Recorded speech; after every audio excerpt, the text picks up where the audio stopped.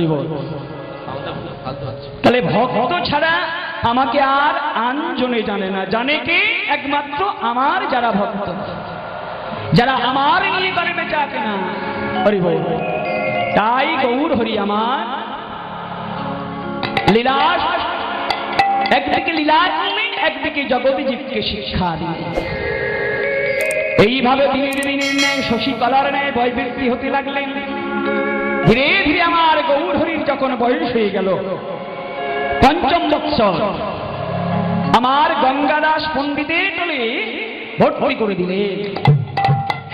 শ্রদ্ধে গৌর ভক্তমণ্ডলী, গৌর ভক্তিমতী মা গঙ্গাদাস পণ্ডিতের টোলে যখন ভর্তি করে দিলেন না, হরি বল, নিমাই কিন্তু যখন পড়ে আসে, নিমাই বড় দুরন্ত, এত দুরন্ত হয়েছে, নদিয়া নগরের যত নাগরিক ওই পদ দিয়ে যারা আমার শিবের চরণে, গঙ্গার চরণে, দুর্গার চরণে যারা পুষ্পাঞ্জলি দিতে যায়, তাদের নৈবেদ্যগুলো কাড়িয়া কাড়িয়া নিজেই খায়। হরি বল। আর কি করে? অশুদ্ধ হাঁড়ির উপর বসে তিনি খেলা করে। হরি বল। নদিয়া রমণীগণ বলছেন সচিমা বড় সুচি, আর তার ছেলে নিমাই হয়ে এমন এই অসুচি নর্দমায় একটা নকটা হাঁড়ির উপর বসে খেলা করছে। আর নদিয়াবাসীগণ তারা কি করছে? তারা কি করছে না, যত গঙ্গা দুর্গা কালী শিবের সাধনা করার জন্য আজকের সেবা দিতে যাচ্ছে, প্রসাদটি হাতে করে নিয়ে তাদের নৈবেদ্যগুলো নিয়ে কাড়িয়া নিয়ে নিজে সেবা করছে। দাঁড়াও দাঁড়াও, আস্তে আস্তে, এই যে ও মায়েরা, কোথায় যাচ্ছেন আমরা? বলে কেন আমরা গঙ্গার পূজা দিতে যাচ্ছি। কেহ কেহ বলে আমরা দুর্গার পূজা দিতে যাচ্ছি। যে যার যেমন ইচ্ছা, কি বাবা, তাই না? দেখবি আমাদের এই জগতে কেউ আমরা কালী ভক্ত, কেউ আমরা শিব ভক্ত, কেউ আমরা দুর্গা ভক্ত, অনেক অনেক দেবতা আছে, প্রত্যেকে অনেক অনেক ভক্ত আছে। হরি বল। তা যারা পূজা দিতে যাচ্ছে বলছে দেখো তোমরা যে পূজা অর্চনা নিয়ে আমরা আমাদের ওই যে দেবতাদের চরণে দিতে যাচ্ছ, আচ্ছা একটা কথা শোনো, মনে করো একটা বট বৃক্ষ, হরি বল, তার শাখা প্রশাখা অনেক আছে, কিন্তু যদি তার গড়ায় জল ঢালা যায়, সেই শাখা প্রশাখা সবাই কিন্তু পায়। কি বাবা, তাই না? দেখবে এই জগতে আমাদের বাবা বেঁচে আছে যাদের, বিশেষ করে মনে করুন আমরা 5 ভাই, তো 5 ভাইয়ের আছে কিন্তু বাবা বেঁচে আছে। তো গ্রামের মানুষ কারোর বাবা মারা গেল, কারোর মা মারা গেল, তারা কি করে না, তারা সবাইকে না নিমন্ত্রণ করে তারা ওই বাবার কাছে নিমন্ত্রণ দিয়ে যায়। আর বাবার কাছে নিমন্ত্রণ দিলে যেমন এই 5টা সন্তান, 5টা পুত্র সবাই পেয়ে যায়, তদ্রূপ এই বটবৃক্ষের গাছে গড়ায় তোমরা যদি জল ঢেলে দাও, তাহলে শাখা প্রশাখা সবাই পেয়ে যায়। নিমাইয়ের এমন গভীর তত্ত্ব কথা নদিয়াবাসী কেউ বুঝতে পারল না। হরি বল। বলো শোনো, ও গো গঙ্গা দুর্গা দাসী আমার,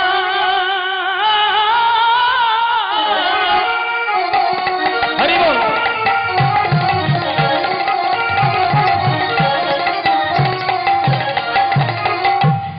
মহেশকে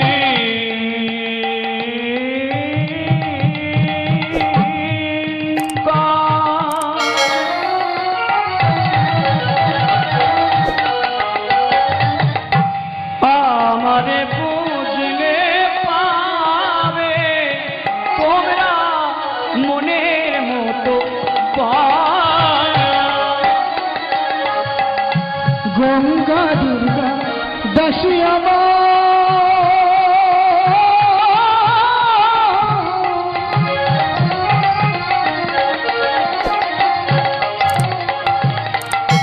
মহেশ কি কায়া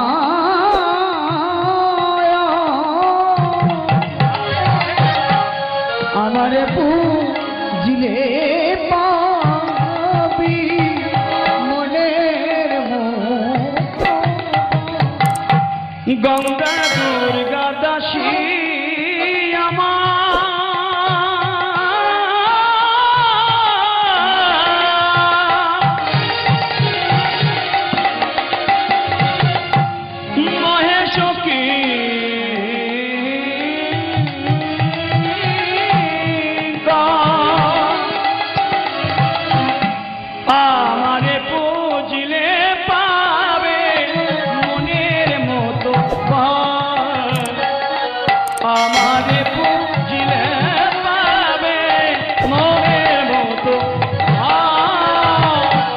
গঙ্গা দুর্গা দাসী আমার মহেশ কি আমারে পুজিলে পাবি মনের মতো। ও মেয়েরা, তোমরা মনের মতো বর পাবে, তোমরা মনের মতো বর পাবে। ওগো তোমরা মনের মতো মন মতো মন মতো, তোমরা মনের মতো বর পাবে, মনের মতো বর পাবে। আমারে পুজিলে তোমরা মনের মতো বর পাবে, আমার পুজিলে তোমরা মনের মতো বর পাবে। হরি বল। আমার কি বলছে গৌরহরি আমার ছোট্ট নিমাই? গঙ্গা দুর্গা দাসীর নাম পূজা করে তোমরা আমার চরণে পুষ্পাঞ্জলি দাও। তাহলে তোমরা যে কারণে যাচ্ছ সেই কারণ তোমাদের মনের বাসনা পূর্ণ হবে। শিবের কাছে আমার মায়েরা যায় কিসের জন্য মা? এত মন খারাপ করে আছেন কেন? কি এখন এই দুপুরবেলা ঘুম টুম পাচ্ছে নাকি? যাদের ঘুম পাচ্ছেন একটু হাত তুলুন তো দেখি, আমি একটু কাদের ঘুম পাচ্ছি। খুব সুন্দর আমার। তাহলে বলছে শিবের কাছে যায় সংসার, আমার সংসারটা যেন ভালো থাকে, আমার স্বামী ভালো থাকে। আর আমার কুমারী মায়েরা যায় যেন শিবের মতো পাগলা স্বামী পায়। আমার শিবের মতো যদি কারোর পাগলা স্বামী একবার ভাগ্যে মিলে যায়, এই জগতের চিন্তা তার দূরীভূত হয়ে যায়। কারণ শিব হলো পরম বৈষ্ণব। সেই শিবের মতো সত্যই যদি কারোর ভাগ্যে বর মানে স্বামী মিলে যায়, আর তার পিছনের দিকে তাকাতে হয় না। তাই আমার নিমাই বললেন তোমাদের ওখানে পূজা দেওয়ার দরকার নাই, আমার চরণে পুষ্পাঞ্জলি দাও। এই কথা শুনে শচী মায়ের কাছে ছুটতে ছুটতে গেল। এই শচী, এই শচী, এমন চিৎকার করতে করতে চেঁচাতে চেঁচাতে আমার গিয়ে বলছে, শচী তুই ঘরে বসে আছিস আর তোর ছেলে নিমাইয়ের দুষ্টুমি আর সহ্য হয় না। শোনো নিমাইয়ের মা, তুমি ঘরে বসে কারো কি বলিও নিমাইয়ের মা। ও নিমাইয়ের মা, তুমি ঘরে বসে কি করছো? আর তোমার ছেলে কি করছে জানো? আমরা যত নৈবেদ্য সাজিয়ে গঙ্গা দুর্গা শিবের চরণে দিতে যাচ্ছি, তোমার নিমাই আমাদের হাত থেকে কেড়ে নিয়ে আর নিজেই সেবা করছে, আর বলছে তোমরা সবার পূজা অর্চনা ছেড়ে দিয়ে আমাকে নিয়ে তোমরা ভজন সাধন করো। নিমাইয়ের মা শচী দেবী দুঃখ পেয়েছে। কারণ ছেলের নামে যদি এত বদনাম আসে মা, ছেলে কি আর শাসন করতে তাহলে ঠিক মতো পারেনি। তাই মাথায় ঘামটা দিয়ে গলাবৃত বাসে বলছেন, শোনো আমার নিমাই যে দুষ্টুমি করেছে, আমার নিমাই যে বদমাশি করেছে, তার জন্য তোমাদের কাছে আমি ক্ষমা চাইছি। হ্যাঁ রে নিমাই, তুই এত দুরন্ত হয়েছিস কেন? কি করেছিস তুই? বলে তুমি জানো না মা, আমি ওদের সঙ্গে কোনো খারাপ আচরণ করিনি মা। আমার যা কর্ম আমি তাই করেছি। প্রেম সে বলো নিতাই গৌর প্রেমানন্দ হরি বল। আমার যা কর্ম আমি তাই করেছি। হরি বল। এমন কথা হচ্ছে, এমন সময় নিমাইয়ের মা চিন্তা করছেন, নিমাই যদি এত দুষ্টুমি করে, আরো একটা ছেলে আছে যার নাম বিশ্বরূপ, তার দেখতে দেখতে বয়স প্রায় 16 বছর হয়ে গেছে। জগন্নাথ মিশ্রকে বলছে, শোনো মিশ্রবা, ছেলের যে বয়স 16 বছর হয়ে গেছে, তার বিবাহযোগ্য হয়েছে, তার বিবাহ দিতে হবে। আমার এই 16 বছর বয়সে যখন আমার বিশ্বরূপের বিবাহ দেবার কথা হলো না, এ হেন সময় বিশ্বরূপ কোথা থেকে শুনেছে যে তার বিয়ের আয়োজন করছে। সে মনে বড় দুঃখ পেয়েছে, মনে বড় কষ্ট পেয়েছে।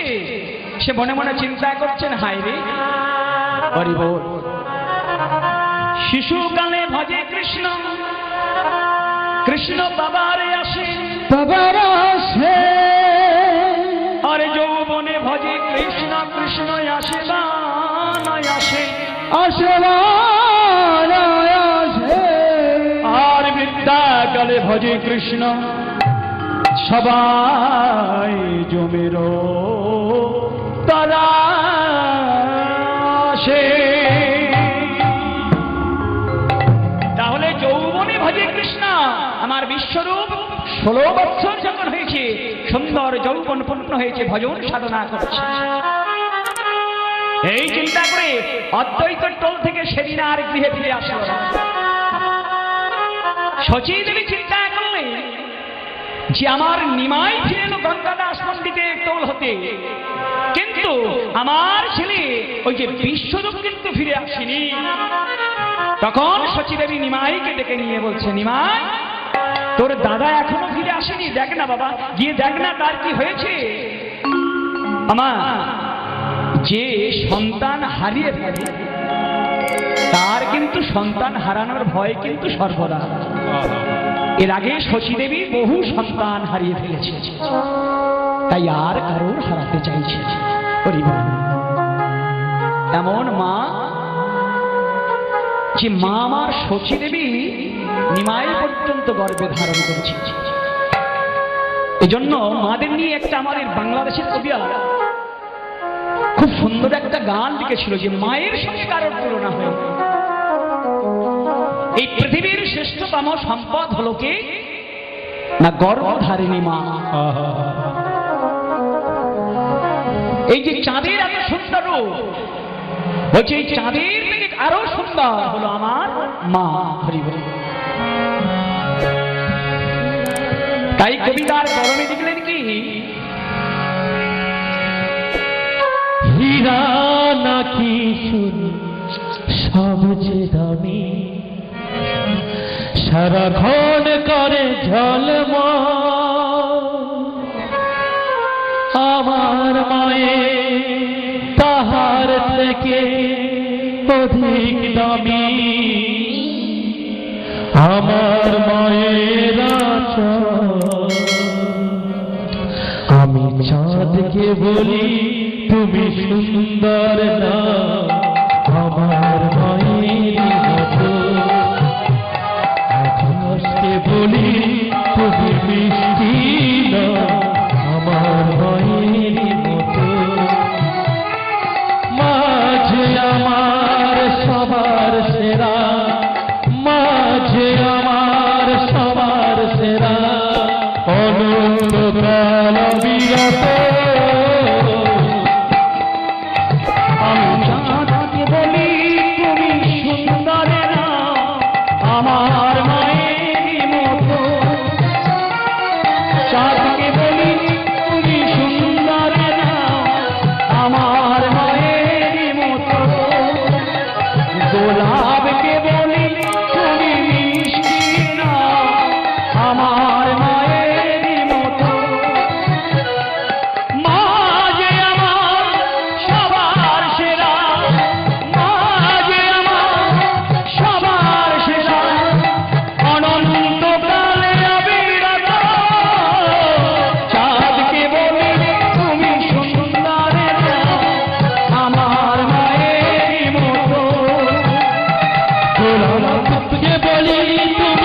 সৃষ্টি নয় আমার মায়েরই মতো। হীরা নাকি শুনি সবচেয়ে দামি, সারাক্ষণ করে ঝালো হীরার চেয়ে অধিক দামি আমার মায়েরই আঁচল। হীরা নাকি শুনি সবচেয়ে দামি, সারাক্ষণ করে ঝালো তাহার চেয়ে অধিক দামি আমার মায়েরই আঁচল। আমি সবকে বলি যাই তোমার যাও আমার মায়েরই মতো। দুর্গাকে বলি তুমি সৃষ্টির দাও আমার মায়েরই মতো। আমার মায়েরই মতো, আমার মায়েরই মতো। তাহলে মা হলো পৃথিবীর সর্বশ্রেষ্ঠ সম্পদ, মা হলো সবার সম্পদ। তাই আমার গৌর হরি সেই মায়ের কাছে এসেছে, সতী মায়ের কাছে হরিব। তা মা বলছে শোন, তোর দাদা এখন বিশ্বরূপ, এখনো সেই অদ্বৈত দল থেকে কিন্তু ফিরে আসে। ভালো করে কোমরে ভালো করে সেই না বলে কি জড়িয়ে নিয়ে আর ছুটতে ছুটতে গিয়ে দেখছে অদ্বৈতর টোলে তার দাদা তখন পড়াশোনা করছে। দূর থেকে বলছে নাই যে নারা, আয় নারা,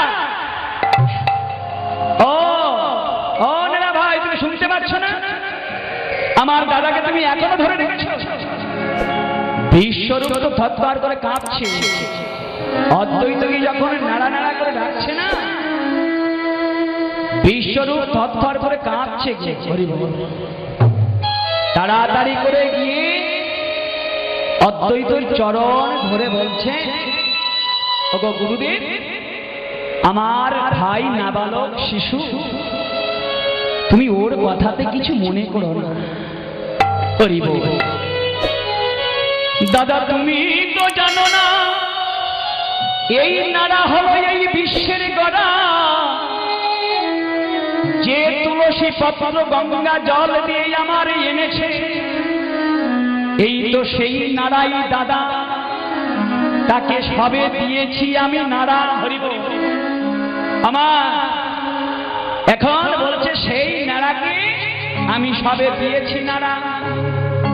তা বিশ্বরূপ বলছে, প্রভু আমার ভাই নিমাই বড় নাবালক, তুমি এর কথাতে কিছু মনে করো না।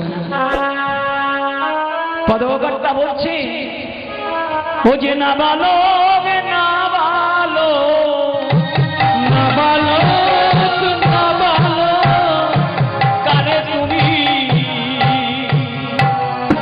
বালকে বালক,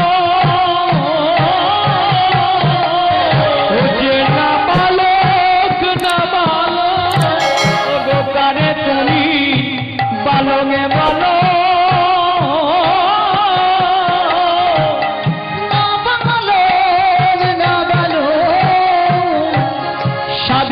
গোলকে ধামে হইতে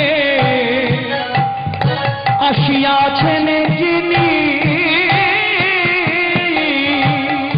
নাবালক নাবালক, ও যে নাবালক নাবালক নাবালক নাবালক। আমার বলেন সাদের গোলক ধাম হইতে আসিয়াছেন যিনি, ও নাবালক